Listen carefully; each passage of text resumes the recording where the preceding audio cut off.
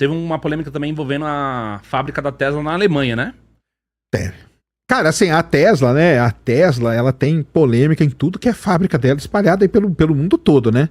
Dá muita confusão. É o que eu tô falando, cara. Assim, o estilo de comando do Elon Musk é um estilo extremamente agressivo, cara. De vez em quando vazam uns e-mails, né? O pessoal pega e, aqui o e-mail que o Elon Musk mandou e tudo mais. Cara, é o estilo dele, que é um estilo muito parecido do Steve Jobs, cara. Entendeu? É muito parecido. E é muito diferente, por exemplo, do estilo do Jeff Bezos. Entendeu? Eu brinco assim, falo, pô, o Jeff Bezos é o bilionário que é queridinho da galera, mas por que ele é querido? Porque é muito por causa do estilo dele de comandar as empresas dele, entendeu? Se bem que dá muita confusão também, né? Ele manda que 5 mil pessoas embora de uma vez da Amazon, entendeu? Também é do mesmo, tem a mesma coisa, que é igual você falou, o problema não é o Elon Musk em si, são os bilionários, né, que acabam comandando isso, né? Mas assim, eu queria entender, assim, mesmo porque eu não sei mesmo. Mas no socialismo, no comunismo, não iria nascer, não teria chance de nascer um bilionário mesmo? Assim, não teria? Você acha que é impossível? Então, vamos entrar nesse tema que é interessante. A ideia de uma revolução comunista é o fim da propriedade privada. E a estatização, não estatização exatamente, né, mas a planificação da economia. Tá. Ou seja, que vamos tentar pensar de um jeito mais ilustrativo.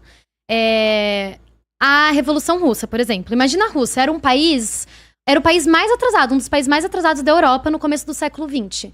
E passou por uma Revolução Russa em 1917, em que os trabalhadores tomaram o poder e começaram a planificar toda a economia, toda a indústria, tudo planificado. Em 40 anos, esse país estava colocando o primeiro homem no espaço. Sim, e disputando mesmo com os Estados Unidos. Isso mesmo. É impressionante. Por que é impressionante? O que acontecia naquele momento? Ao invés de uma ideia capitalista de que a disputa da ciência está em nome do lucro, ou seja, que várias grandes empresas ficam disputando para ver... Ou mesmo se a gente pensar agora, as grandes potências, China e Estados Unidos, porque eu não acho que hoje a China é comunista, é uma grande potência capitalista. Ficam disputando para chegar ou no espaço, ou a Marte, etc. Era os trabalhadores e todos os cientistas de forma planificada, tentando fazer um avanço tecnológico dentro da Rússia.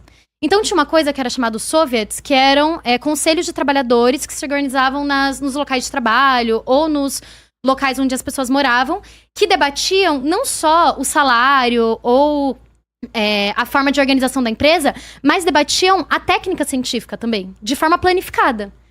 Isso foi o que possibilitou um grande avanço tecnológico na Rússia, que depois veio a burocratização do stalinismo. Mas mesmo assim, mesmo o Stalin burocratizando a Rússia e toda a Revolução Russa, não conseguiu tirar isso, né, da Rússia, que foi uma grande conquista mesmo da Revolução. E aí, eu vou tentar usar um exemplo de como funcionaria a ciência, pra gente tentar fazer um exercício, porque é até difícil de imaginar. Mas se a gente não tá falando da disputa de grandes capitalistas. Eu acho que o exemplo mais próximo que a gente pode pensar é na pandemia. Tipo, na pandemia, a gente tava vendo milhões de pessoas morrendo e tinha cerca de 300 vacinas sendo desenvolvidas ao mesmo tempo. Isso dava o quê? Dezenas, centenas de laboratórios e milhares, talvez, de cientistas que estavam tentando desenvolver essas vacinas. E muitas vezes a vacina era desenvolvida e os países não queriam levar para outros países, né? Porque tinha uma disputa financeira. Agora, imagina o que teria sido se ao invés de ser essa competição durante a pandemia, tivesse uma colaboração coletiva para desenvolver uma vacina, para quebrar as patentes, porque as pessoas, as Big Pharma estavam lucrando nesse momento, né? E para levar essa vacina às pessoas, ou se não, para usar todas as indústrias para fabricar respiradores. Em Manaus tinha gente morrendo sufocada. Ou seja, é uma ideia de que o intelecto, ele é coletivizado. E, portanto, assim, ninguém precisa sair do zero. A gente pode se utilizar de um lugar onde outras pessoas já chegaram. E se a gente fosse pensar, isso é uma ideia da pandemia, mas a gente pode transcender isso. Se a gente for pensar a corrida espacial, né? O que a gente tem hoje que chama de corrida espacial. Porque, assim, eu não sou nem um pouco contra, inclusive, o avanço da ciência. E eu também vejo com entusiasmo a gente descobrindo como talvez chegar a Marte. Tipo, são coisas que são interessantes para a humanidade, de fato. Agora, se isso tivesse sendo feito de forma coletiva, talvez a gente já tivesse chegado muito mais longe. Não tem como saber, porque tem Sim. esse segredo de mercado, né? Sim, Segredo. acaba tendo um segredo, uma parte estratégica, né, que a gente fala, né? Que Exatamente. um país não vai liberar para o outro, né? Exatamente. De jeito nenhum. Então, isso aí se aproxima muito do que a Índia hoje, né? A Índia na corrida espacial, ela não tem bilionário nenhum. Ela é uma coisa 100% do governo indiano. Entendeu? Então, imagina se E isso estivesse a- na mão dos cientistas, né? Que Então, estão de fato interessados. Lá a Índia é desse jeito. A Índia hoje é uma potência espacial e ela não precisa. Agora, o lance do que aconteceu, principalmente no. É porque a NASA também não, porque os Estados Unidos, desde que começou a corrida espacial, se você voltar na década de 60, o Apollo, o programa Apollo lá e os foguetes, eles eram da NASA, porque a NASA é que era o órgão governamental que tinha grana. Mas a NASA não desenvolveu um parafuso, entendeu? Uhum. Um era Boeing, um era Lockheed, o outro era Northrop Grumman, o outro era a Rocketdyne, que são empresas do setor militar americano, na verdade, porque antigamente era tudo militar. Então, assim, na verdade eram várias empresas que acabaram ganhando. E essas empresas, assim, até por uma questão aí, coisa muito particular dos Estados Unidos, de ter que meio que prestar um respeito a todos esses caras que estavam lá desde o início, elas estão até hoje. Hoje o foguete lá, o que lançou agora, o SLS, da missão Artemis, é um foguete. Tinha peça naquele foguete que voa agora, que voa em 1989, pra você ter uma ideia. Entendeu? Uhum. E quem que tava ali? As mesmas empresas. Boeing, Lockheed Martin, Northrop Grumman, todas as mesmas. Por quê?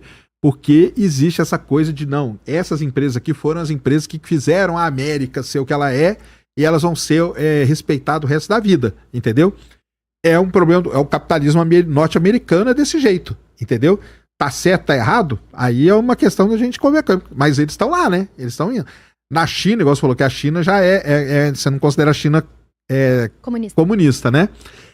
É uma outra visão. Lá a China, o governo, ele dá as diretrizes e a galera vai, e quem tiver naquela linha ali, o governo vai entrar, não é entrar como sócio, né? Mas entra ali apoiando, dando subsídio e tal, porque o cara tá indo na linha que foi determinado pelo governo. É um outro tipo de pensamento. A Índia já é diferente. A Índia hoje, o programa espacial indiano, que é excelente, é um programa 100% estatal. Uhum. Mas o que ela falou é o seguinte: se a gente for comparar, por exemplo, a corrida espacial, de um lado você tem empresas privadas, e aí no caso o Elon Musk, como sendo o destaque aí a SpaceX. Isso. Só que lá é tudo privado. Então o conhecimento também é privado, tecnologia é privada, tudo privado. Do lado que ela tá falando, o conhecimento é coletivo.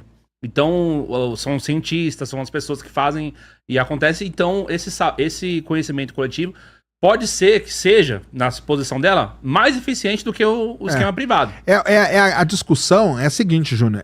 O que faria, né, vamos dizer, um país ser mais avançado e tal? A colaboração, que é isso que ela falou, né? Ou seja, a gente pega aquilo ali, vamos juntar aqui todos os engenheiros aeroespaciais brasileiros, então... Todos eles aqui vão ter as mesmas condições de trabalho, a mesma coisa. Cara, e vamos fazer um negócio para o país crescer. Isso é um espírito colaborativo. Existe um espírito que é competitivo. Então, assim, o capitalismo, ele vai muito pelo lado da competição, da concorrência. Pro sistema capitalista, quanto mais eles acham que o crescimento se dá a partir do momento que você tem várias empresas disputando entre elas. Porque a disputa, você faz um negócio... E eu não tô colaborando com você, eu tô competindo com você. Então, por exemplo, você fez esse microfone, eu falo, caramba, o Júnior fez aquele microfone, cara, eu tenho que fazer um melhor que o dele. Aí eu faço um melhor, aí ela vem e fala, pô, eu tenho que fazer um melhor ainda. Isso é um espírito competitivo, que é o que rege boa parte do capitalismo hoje, né? Que é essa competição entre as empresas e tudo mais e tal. Ao invés de ter uma colaboração entre as pessoas, entendeu? Ou entre as entidades ou tal, ou... No caso, que eu acho que é o que ela defende, se eu falar errado, você me corrija, é o seguinte, cara, acaba com essas coisas todas, entendeu? A gente não precisa ter Elon Musk, Jeff Bezos, o Peter Beck, que é o da outra empresa lá, não precisa ter o Tory Bruno, que é de outra empresa, tira esses caras, porque se esses caras morrer ou não, a empresa vai continuar, pega os milhares de trabalhadores que tem, entrega, tá aqui o conhecimento para vocês, e eles vão colaborando entre eles, mesmo sendo... Talvez porque na Rússia, lá no começo, tinha empresa, viu? Tinha a RKK Energia, que é a empresa que fazia os foguetes pro governo russo. Tanto que depois eu até falo um pouquinho disso aí com você, mas só para terminar aqui. E aí você pega todos esses, vai ser milhares de pessoas, né? Milhares de engenheiros aeroespaciais trabalhando por um mesmo bem. em colaboração. Então, É mais ou mas menos aí, isso, aí né? é outro debate também, porque aí, por exemplo, o que todo mundo debate é basicamente o seguinte, tá? O dinheiro do bilionário é importante para produzir, vamos supor, se a gente tem a questão dos foguetes, que não é uma coisa barata, certo? Quem que vai contratar esse pessoal? Quem que vai ensinar esse pessoal? Quem que vai investir na pesquisa? Quem que vai colocar vários e vários materiais lá à disposição para testes até a tecnologia ficar pronta? E o cara só ganha dinheiro se ele acerta. Por isso que ele arrisca a grana dele e aí ele tem o retorno do lucro. Exatamente isso. E aí? Mas não, no início, por isso que, por exemplo, a SpaceX no início era 10 pessoas, cara. Porque se tanto que ele tem a carta famosa que ele escreve para todos os 10 pessoas, é o seguinte, galera, é o seguinte, hoje é nosso último foguete. Se isso aqui deu errado, sinto muito, eu queria ir pro espaço, mas nós não vamos, porque acabou meu dinheiro. Simples assim, entendeu? Quando o 4 foguete dá certo, aí eles começam a fazer, aí a empresa começa a ir. O lance é que você vai tendo picos de crescimento, que eu acho que é o que ela tá falando, né? Você vai tendo esses picos de crescimento, até que chega uma hora que fica, assim... proibitivo, cara. Como que você faz hoje? Entendeu? Como que você faz hoje? Cara, hoje, nem sei, o Elon Musk, ele comanda alguma empresa dele? Porque a SpaceX quem comanda é a Gwen Shockwell, que é uma CEO lá. A Tesla, ele já saiu, entendeu? Então, assim, a gente pode até discutir qual que é o papel hoje do Elon Musk nas empresas dele. Eu acho que é mínimo. Se bem que o pessoal falou que quando ele saiu do governo e voltou para as empresas começaram a dar certo de novo. Então, será que a figura do cara ali impondo as coisas chama atenção? Então há outra discussão também. Mas eu acho que o capitalismo tem esses lados, né? O lado da competição é muito importante, né? Dentro do regime capitalista, não é?